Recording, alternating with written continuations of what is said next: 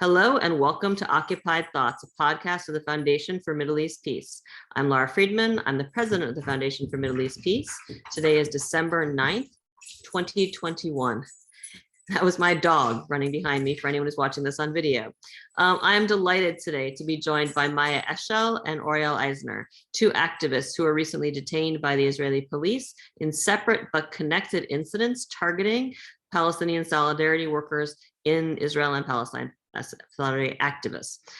Their detentions are another piece in the puzzle that we've been talking about a lot lately of Palestinian dispossession and state-backed settler violence, and that's what we're going to focus on today, that other piece.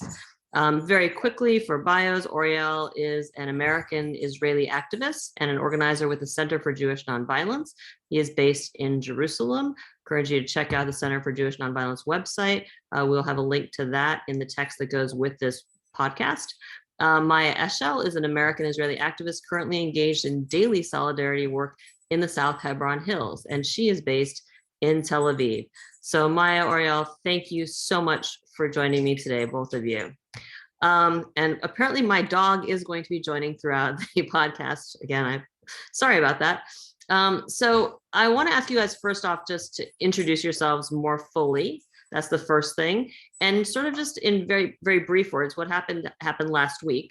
And maybe you could just very briefly tell us what happened, you know, why we're doing this podcast today. Oriel, why don't you lead off? Sure thing. Thanks so much for having us, Lara. I'm glad to be here. So as my bio said, I'm American Israeli. I was born in Israel, raised in the US, and back and forth a lot over that time. And a year and a half ago, moved to Israel. And in the last 7 years, I've been involved in a lot of solidarity work, doing solidarity work, mostly through the Center for Jewish Nonviolence. And a lot of the focus has been on the South Hebron Hills. So that's a bit of background about me.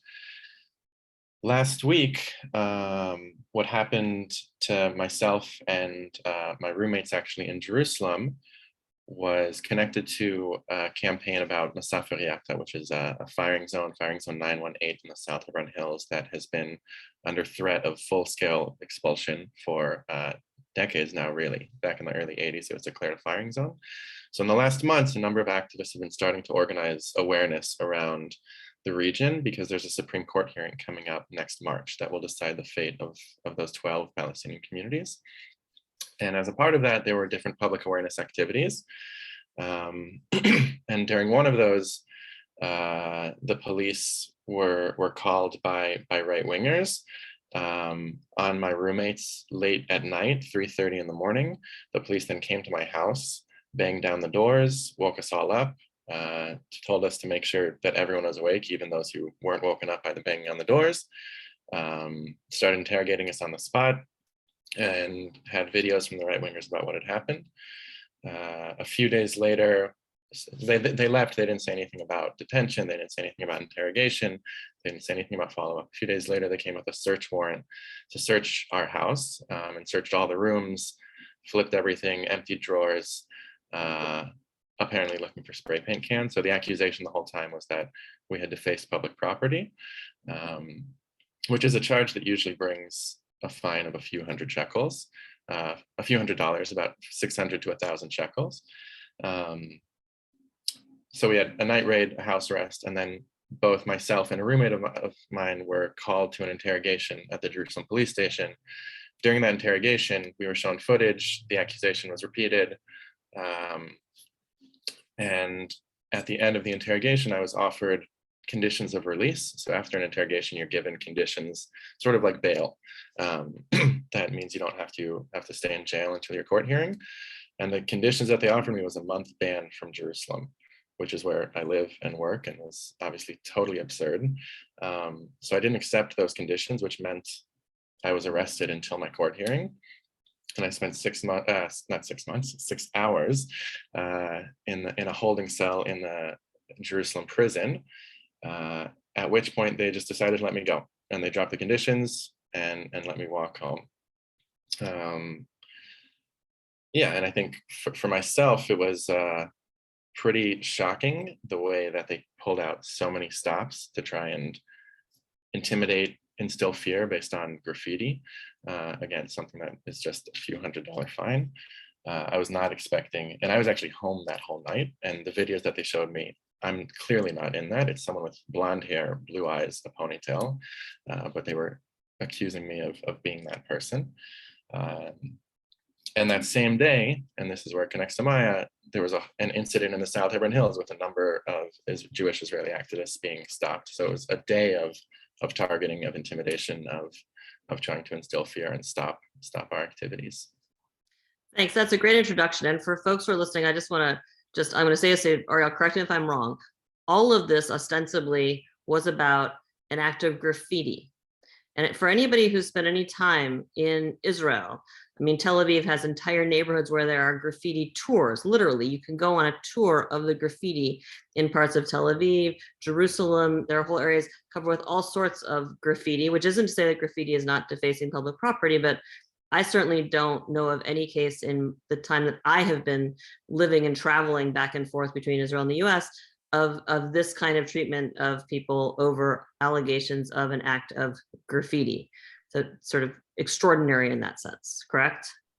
Yeah, exactly. And I think in terms of Israeli media and social media attention, that was evident. It went semi-viral. A lot of people were talking about it. I was getting messages from friends of mine, community who aren't so involved in this activism, aren't so in the loop, but had heard about this because it was so extraordinary and extreme to have all of this happen because of graffiti. So that brings us over to Maya. I know that I saw something in Haaretz where they were arguing that the authorities were saying that the targeting of the activists in Jerusalem had nothing to do with the political views of those who had engaged or allegedly engaged in this act of graffiti.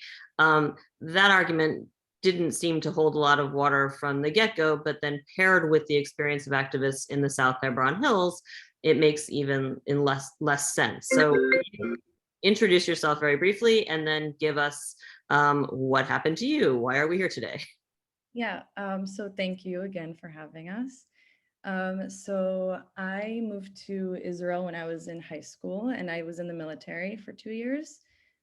Part of my service was in the West Bank. I served as like a social worker, sort of, for the soldiers on the base. And about a year and a half later, I gave testimony with Breaking the Silence.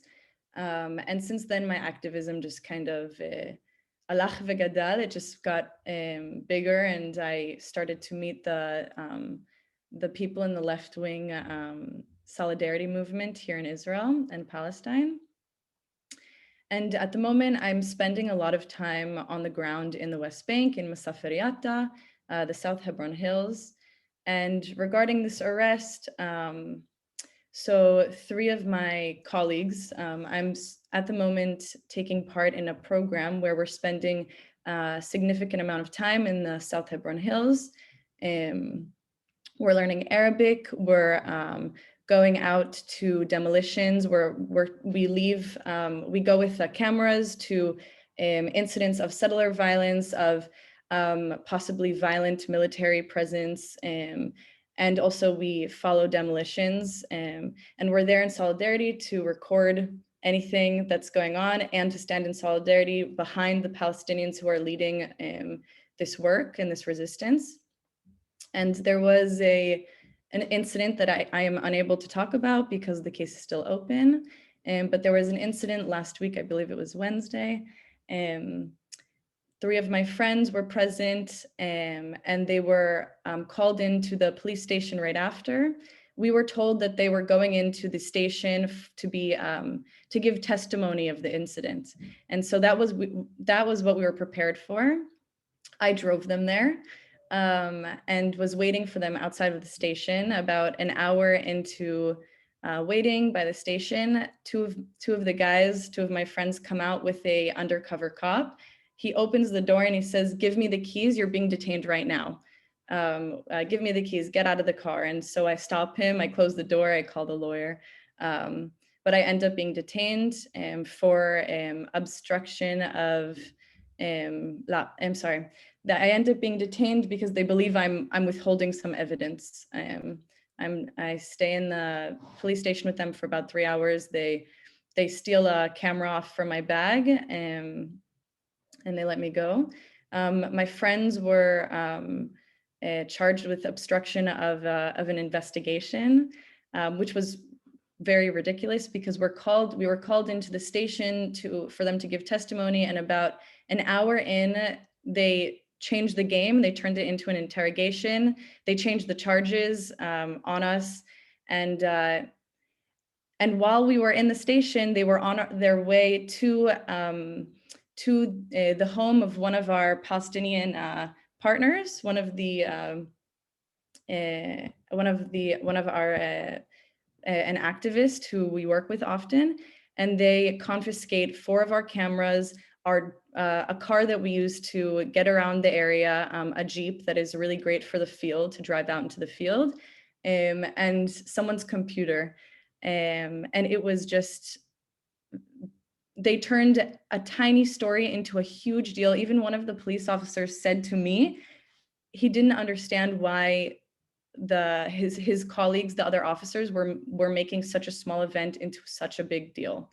And so the 3 of my friends were arrested.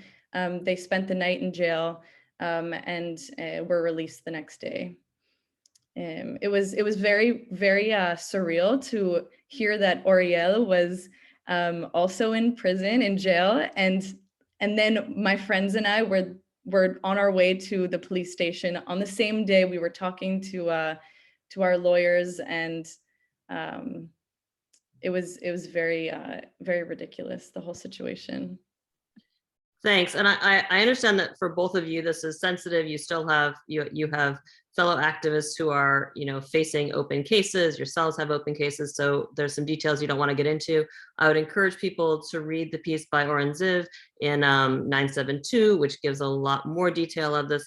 I think for people listening, it should be emphasized that when you refer to an incident, you're not talking about a murder or an arson. You're talking about there was an incident, literally, which the police came out to, and the result is essentially it's a pretext for trying to effectively sort of take down the solidarity movement in the South Hebron Hills, trying to do as much as possible to handicap it. That's what it sure looks like, at least. And as far as we all understand, even the charges are essentially, they're completely unrelated in theory to the activists' work on the ground. So the idea that you're taking a Jeep and you're taking cameras is, it does seem a little opportunistic, at least.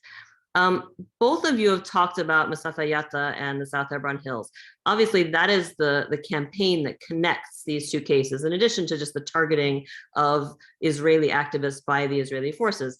But that's the campaign. And I'm wondering if you both couldn't talk about that. And Maya, maybe starting with you, because you're on the ground there, and then Oriel, you giving some further background. Why, you mentioned in passing the firing zone and 12 communities.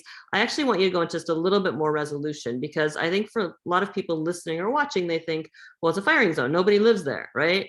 As opposed to, this is an area where people have lived for a very long time and a firing zone has been posed on top of them. So can you talk about that? Maybe Maya, you talk about the context, the background on the ground, and what Palestinians are doing to fight this. And Oriel, maybe if you could follow up by talking about the legal efforts and why it's reaching a head right now.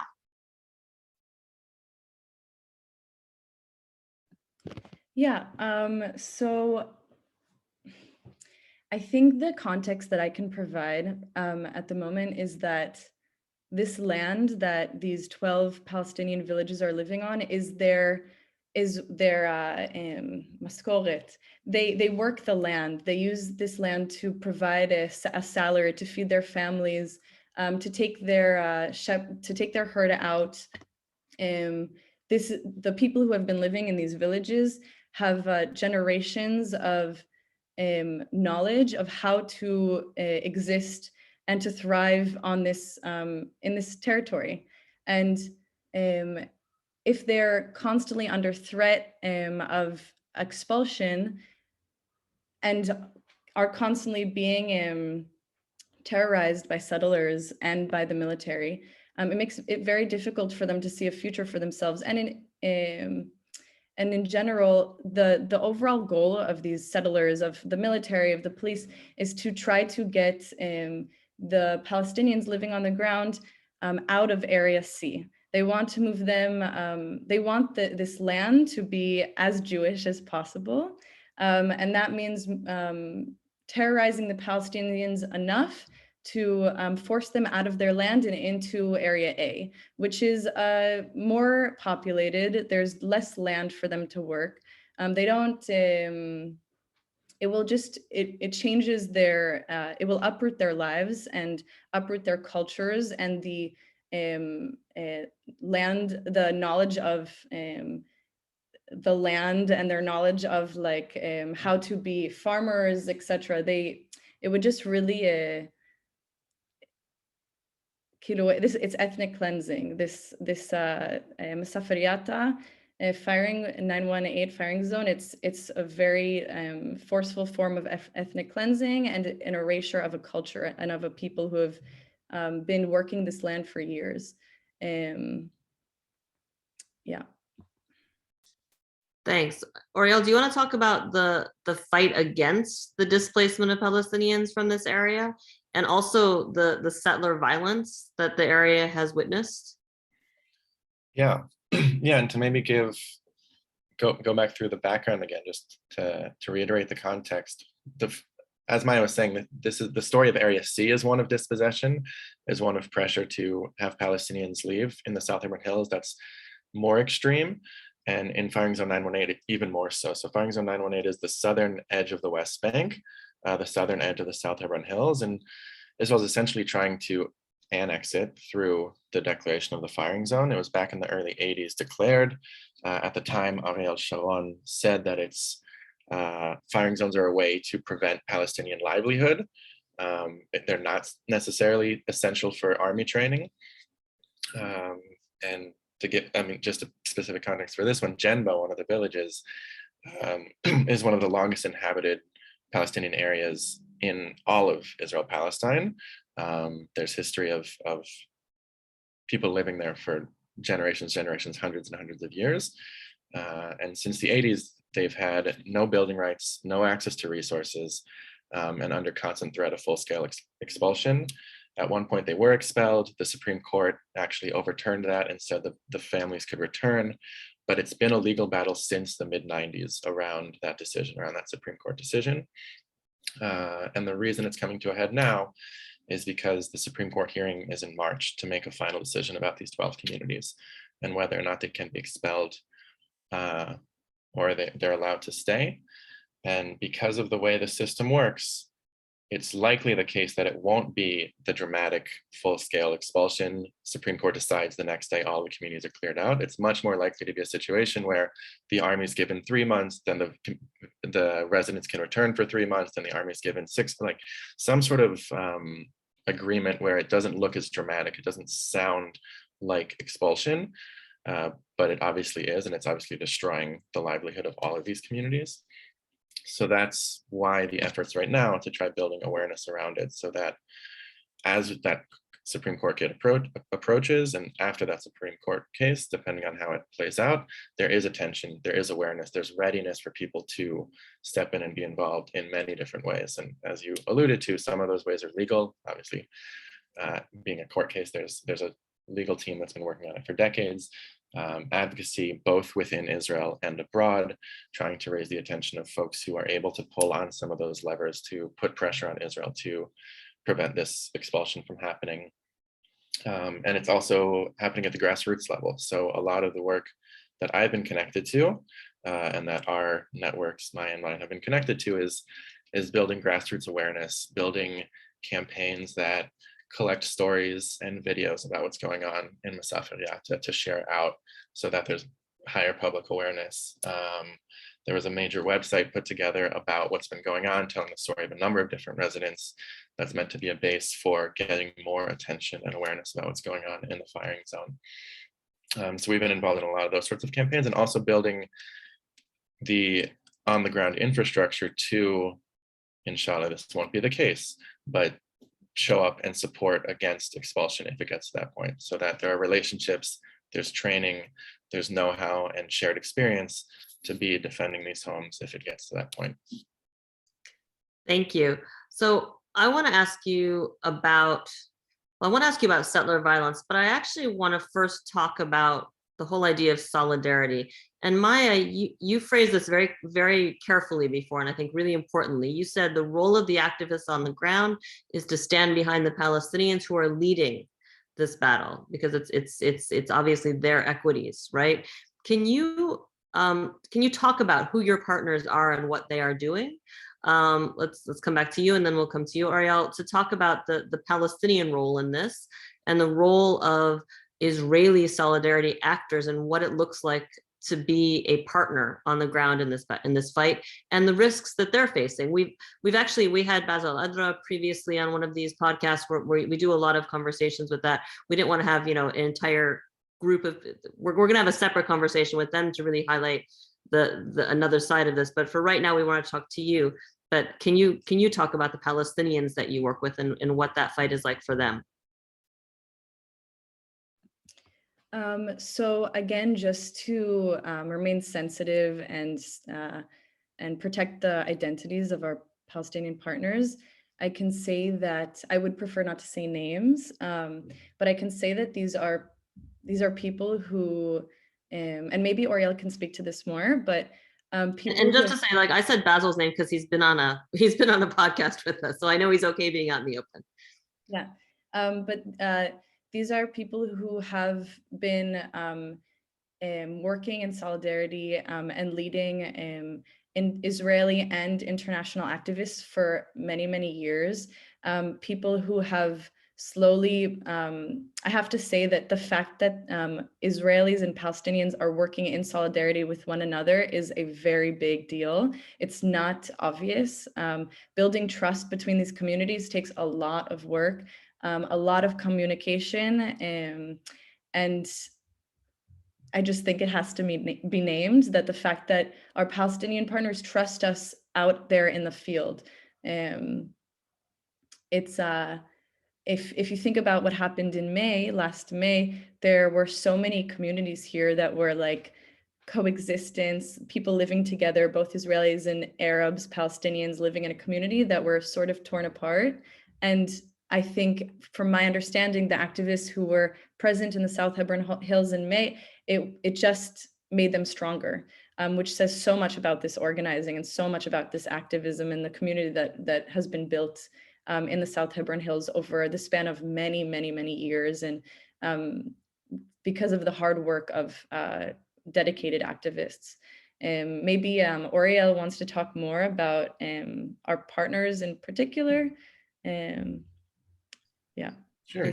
I just want to add, it strikes me, listening to these stories, in the United States, there is the constant refrain talking about things like the Abraham Accords, the need for, normal relations between Israelis and their Arab neighbors and coexistence.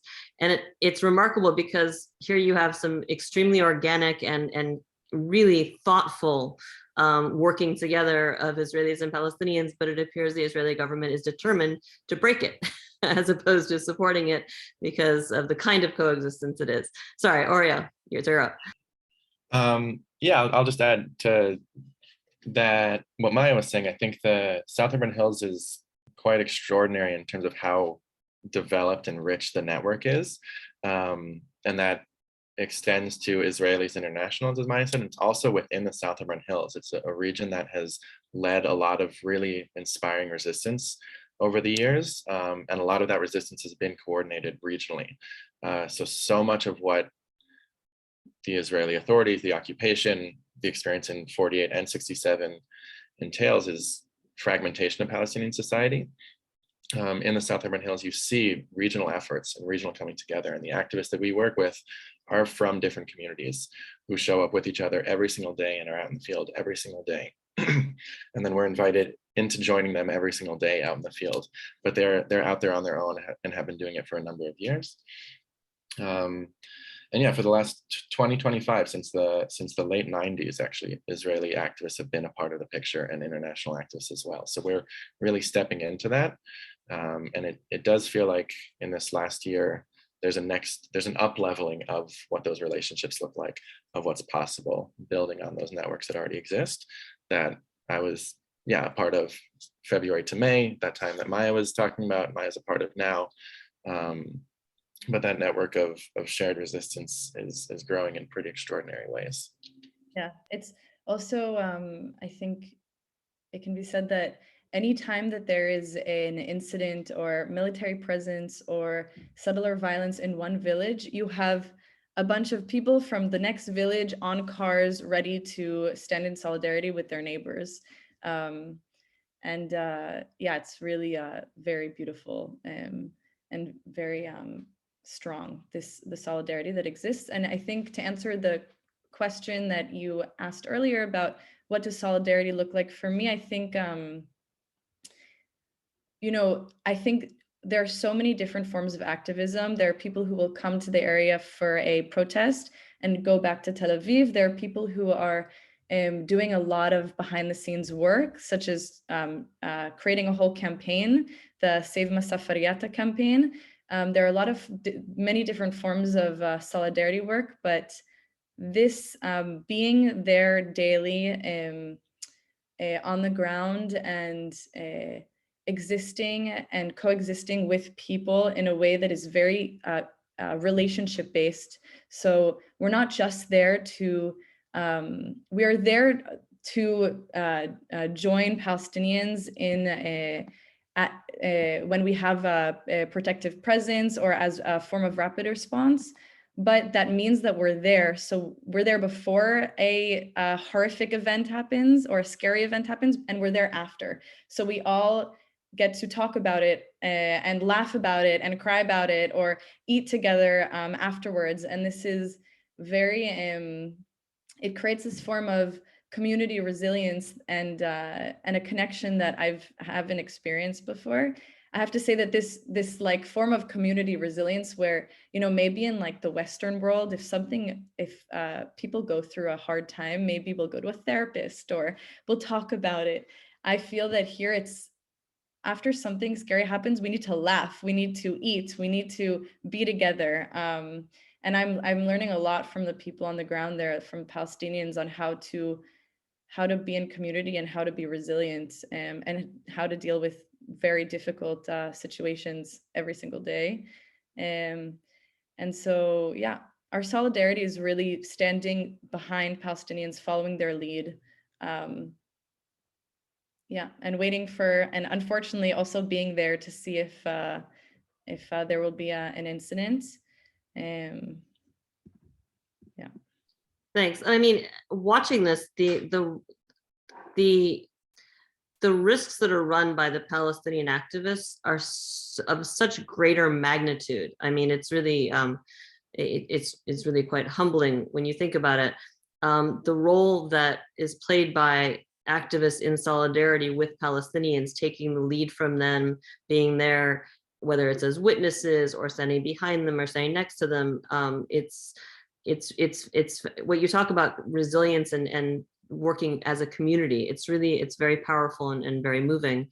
And look, I think the conversation we're having today hopefully brings the story to people who maybe wouldn't listen to it if it was a Palestinian story exclusively, which is regrettable, which is why we're spending a big part of this conversation talking about the Palestinians that you're out there in solidarity with, because that really is the story. It's worth remembering or reminding people. But speaking of another piece of the story that is actually getting some news, I want to talk about the settlers, because solidarity activists are not the only Israelis that are on the ground, and the IDF. I want to talk about that in a second as well, but I particularly want to talk about the settlers. The altercation that resulted in the detention and arrests in the South Hebron Hills last Wednesday comes in an area where there have been regular incidents of extraordinary violence and vandalism and harassment, things that I would call terrorism, that have been pretty much unaddressed. And this is on the part of Israelis, where the Israeli authorities have done little or nothing to stop it, and at times have seemed to actually be a party to it. So Oriel, can you talk about that a little bit? Yeah, and just to start where you ended, I think that fact points out what this crackdown against us last week was about, that us as people who are documenting or using graffiti are being targeted, arrested, fined, detained, and settlers who are carrying out horrible attacks, nothing, walk home at the end of the day. No sort of consequence. But to give some backdrop about that, in the last 2 years in particular in South Hebron Hills, and it's a region where settler violence, actually hilltop youth, that phenomenon started in Chavat Ma'on, other places as well, but back in the 90s. So it's been an area that's experienced settler violence for a long, long time. And For folks who are listening, Hilltop Youth is the name given from the early 90s to a group which identified themselves as youth who went onto hilltops to seize the hilltops, because Ariel Sharon told the settlers to seize the hilltops. What's ours is ours, what isn't will become theirs. It is now generally treated almost as a code for the more extremist and violent groups of settlers in the West Bank, but it's not like a specific movement in that sense. Sorry, go ahead. yeah, and you could argue that what's happening now and has been happening in the South Hebron Hills in the last year is another iteration of that effort. So a lot of the land in Area C in general, in the South Hebron Hills, is Israeli declared state land, which means that Palestinians, legally speaking, can't access it. It's a daily struggle. It's part of what we do in showing up, is call the civil administration and try to adjudicate what land is accessible, what land is not accessible. Usually doesn't end in the favor of the Palestinians, of course. But because it's state land, it has allowed these settler communities to rent it out or to use it for farming purposes or for shepherding purposes. And in the last year, there have been 10, 12 new farming outposts that have popped up in the South Hebron Hills alone. And from these farming outposts, the settlers have started shepherding, building vineyards. And what that means is encroaching more and more on Palestinian land, on Palestinian shepherding routes, on walking routes between villages. And that's led to a lot more violence and confrontation, because the people who are going out, the settlers who are going out and setting up these encampments are also the most ideological, the most extreme,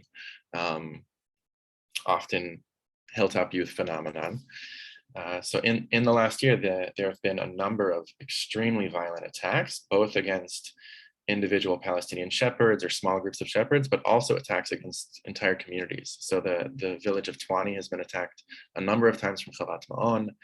Fagara was attacked in one of the worst attacks the region has seen just a couple of months ago, when settlers from both Chavat Ma'on and Abigail, 50, 60 settlers came into the village and smashed cars, windows, flipped water tanks and solar panels.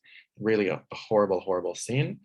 And that sort of thing has become almost regularized, which is saying it's hard to believe that that's regular, that's sort of expected. Now when someone like Basil, some of the other Palestinians we work with, gets a phone call that there's something going on, that's a genuine fear every single time, because of how often these sorts of things are happening. And at each of these events, these incidents, these attacks, the army and the police have done nothing. When they arrive, they shoot tear gas and stun grenades at Palestinians to try and calm down the situation.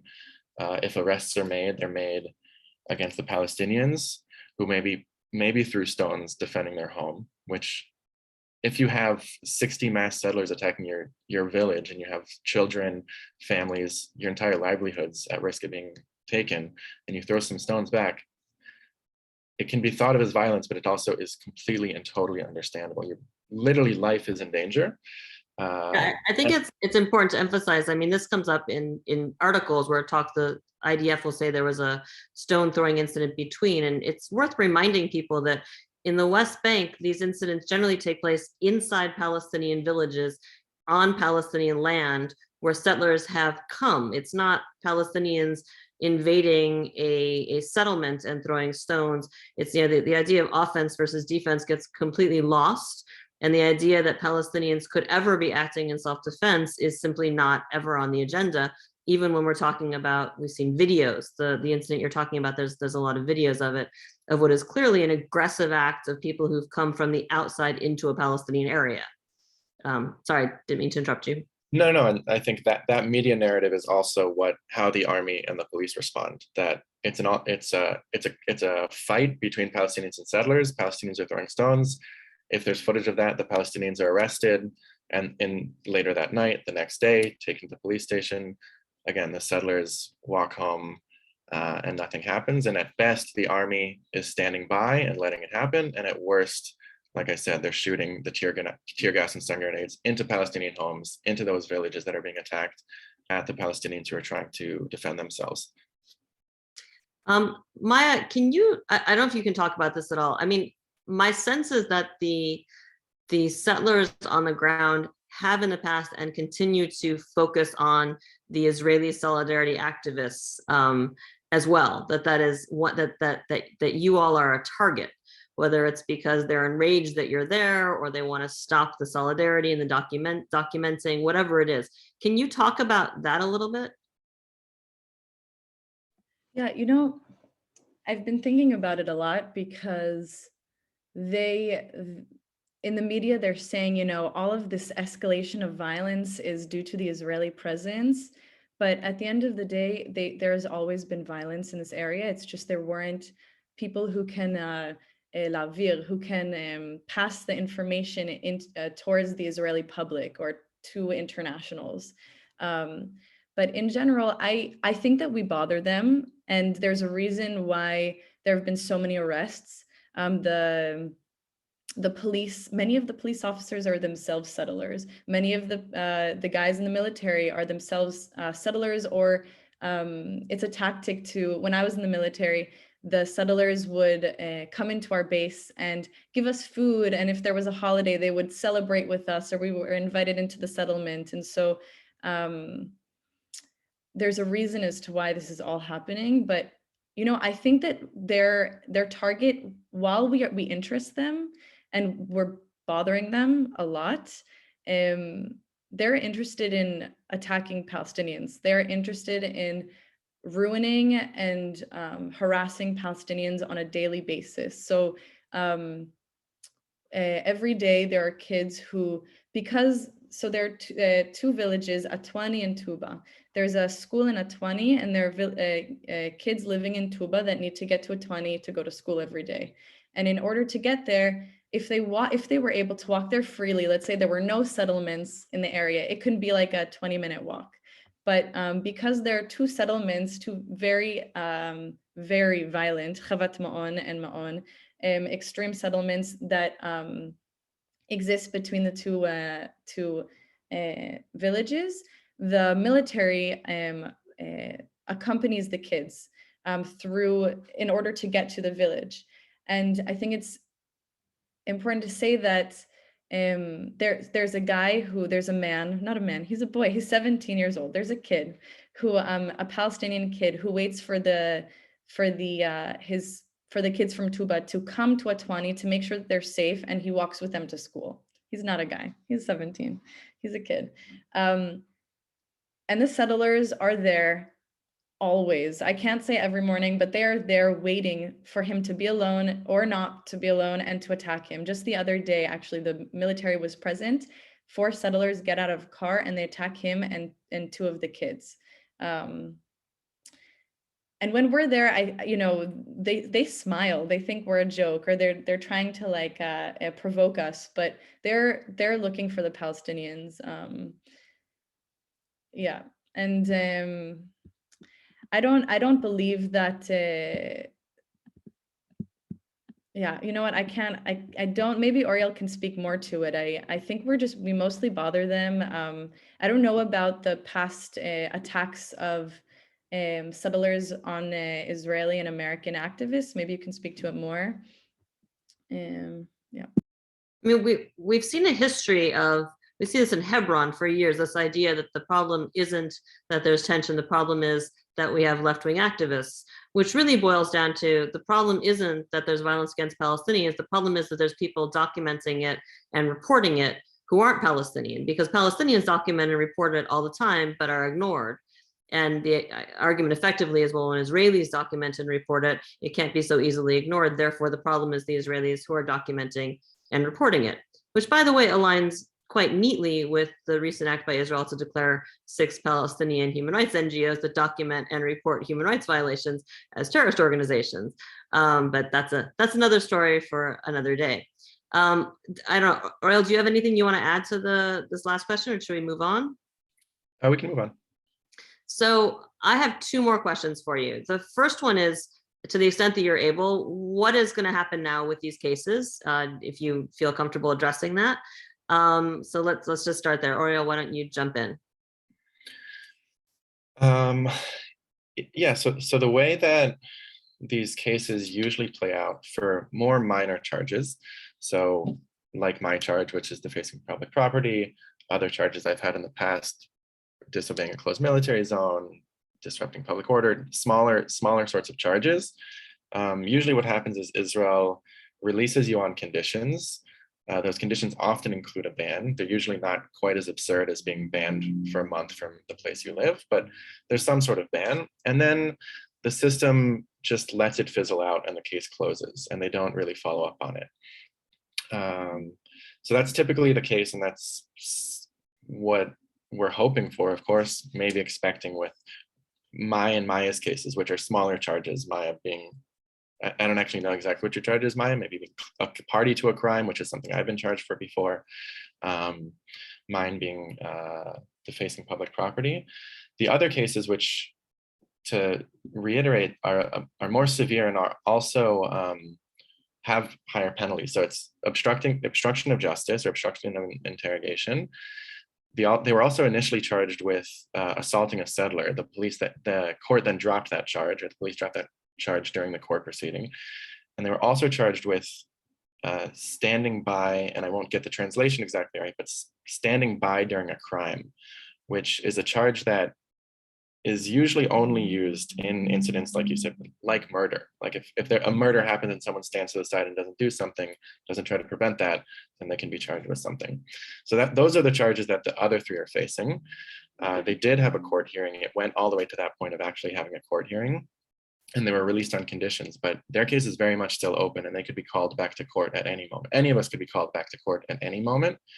But particularly for Maya's case, what'll likely happen is that the Israeli authorities use it as a tactic to shut down what's happening in the moment, to intimidate the activists who are involved in what's going on in that moment, and then let it fizzle out because they don't actually want to follow up on it. They aren't actually interested in pressing those charges. But of course, they can at any moment decide to press those charges and intensify their crackdown. Thanks. Maya, do you want to add anything to that? No, I think just this whole incident and the arrests made us a lot more aware of, first, it showed us that we're doing the work. The police and the military, they're afraid of our work. We're getting information out. We're standing in solidarity with Palestinians, and more people are hearing and learning about Masafariyata. So we are becoming more prepared for another situation like this to happen. And we're talking about that often. We're hoping to get the phones of the 3 people who were arrested back, and we hope to get our Jeep back and one of the computers and our cameras back. But we're mostly starting to prepare for another incident like this to happen. Yeah. Well, the fact that you all are undaunted is again, it's inspiring and humbling. I want to ask you one last question. This is something that's been on my mind, and I mentioned it to Oriel when we first talked. So you are both Americans. You're American Israelis. I believe right now in the United States, the Israeli Minister of Diaspora Affairs is traveling around the United States telling progressive Jewish communities that Israel and the United States, Israelis and progressive Jewish Americans have everything in common, and the Bibi era is over, and we should all be getting along and everything's fine. At the very same time, the sons and daughters of the people that he's meeting in the United States are being arrested by the Israeli government or detained for solidarity with Palestinians, which is acting in line with the progressive values that most Jewish Americans hold, I think. Do either of you want to comment on that at all, or what you hope your compatriots in the United States learn from this or take from it, or maybe are moved to get engaged around this? I'm sorry, I didn't warn either of you guys I was going to ask that question, but it's just been sitting with me as I listen to you. I can give a go first. I think, as you alluded to before, the dynamics of the media, social media, what have you, make it such that Palestinian voices who have been documenting these things, are documenting these things every day, have for years, are not often heard by the Israeli public, American public, other publics. So I think part of what our hope is, my hope is for our presence, is that, as you said, if I am in the West Bank, if Maya is in the West Bank, two of the others arrested are also Americans, or detained and arrested are also American citizens. If we're there experiencing these things, witnessing them firsthand, documenting them firsthand, and writing our stories, sharing our stories, like right now, about what happened, it becomes much, much harder for that narrative, that diaspora ministry narrative, to hold up. If it's, at this point, relatively easy for them to discount Palestinian self-defense, Palestinian claims of being attacked, Palestinian complaints about home demolitions, once it starts coming from the very people that they're trying to talk to, the American Jewish community, the Israeli Jewish community, it becomes that much harder to ignore. So that's the hope, is that this can provide a counterbalance, a counterweight to the Israeli Hezbollah network, to the diaspora minister traveling around and trying to talk about how wonderful everything is. And I do think it's changing, as Maya was saying. I think that at this point, the network of people who are sharing these messages, sharing what's going on, the fact that we're here right now does mean that what's happening every single day, what's going on every single day, and stuff, and Israel is succeeding to stuff under the rug, is starting to make it out, and is not passing quietly in the way that it has in the past. Maya, you get the last word. Actually, I felt like you, I felt that he really said everything. Yeah. Well, I am so grateful I'm happy listening to both of you. You know, what you are doing, I say this as a Jewish American who, for years, when people have talked about solidarity, what they've meant, I think, are, you know, things like, you know, people to people, seeds of peace, which is lovely and makes people feel good. And actually, it isn't this. It isn't solidarity. Solidarity is putting yourself out there. It's letting Palestinians lead. It's standing with them. It's continuing to stand with them when it gets difficult, and it's amplifying their grievances. It's standing with their pain and trying to do everything you can to fight to change that. And it is so inspiring and so humbling. And I thank you so much for being with us today. So we're going to end here. Thank you again, Maya and Oriel, for our conversation today. We will include with this podcast links to some of the work, some of the stuff that's come out about the Palestinian activists on the ground. We have Basil's podcast for sure. We're going to put some articles about what's actually happened, which go into a little more detail on some of the charges and whatnot. We'll also put down background on what's happening with the firing zone and the farming outposts, so people can really, hopefully, are moved to dig into this a little deeper. I really hope they are. So I want to thank you. I want to thank our listeners, people who are tuning in to this episode of Occupied Thoughts. You can visit our website, www.fmep.org, to subscribe to the podcast, which we have weekly, at least, episodes, which are all fantastic. You can subscribe at iTunes, Spotify, or SoundCloud. I'm Lara Friedman. Thank you so much. And I look forward to our next episode. Thank you. Thanks so much for having us, Lara.